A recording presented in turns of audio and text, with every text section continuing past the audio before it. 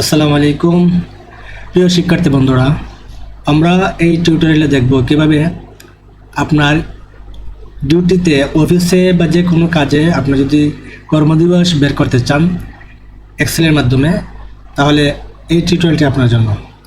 প্রিয় শিক্ষার্থী বন্ধুরা, প্রতিদিনের টিপস পেতে আমাদের ইজিটেক একাডেমি চ্যানেলটি সাবস্ক্রাইব করুন এবং ফেসবুক পেজটি ফলো করুন। তাহলে চলুন কীভাবে কর্মদিবস বের করতে হয় দেখে আসি।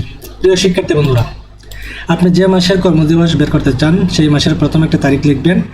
লেখার পরে কিবোর্ড থেকে অল্টার HFIS চাপবেন। চাপার পরে এরকম একটি ডায়লগ বক্স আসবে। আসার পরে আপনি কাজ করবেন, এখানে সিরিজ ইনে কলামে ক্লিক করবেন, টাইপে ডেটে ক্লিক করবেন এবং ডেট ইউনিটে উইক ডেতে ক্লিক করবেন।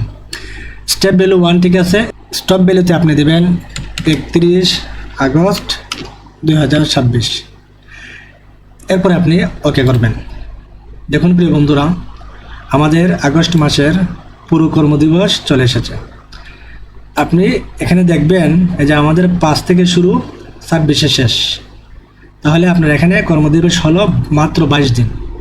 এই আগস্ট মাসের মধ্যে আপনি কর্মদিবস পেলেন 22 দিন, আর বাকি দিন আসে নাই। এভাবে আপনি কর্মদিবস বের করতে পারবেন। আশা করি ভিডিওটি ভালো লেগেছে। যদি ভালো লাগে অবশ্যই লাইক, কমেন্ট, শেয়ার করে আমাদের সাথেই থাকবেন। আল্লাহ হাফেজ।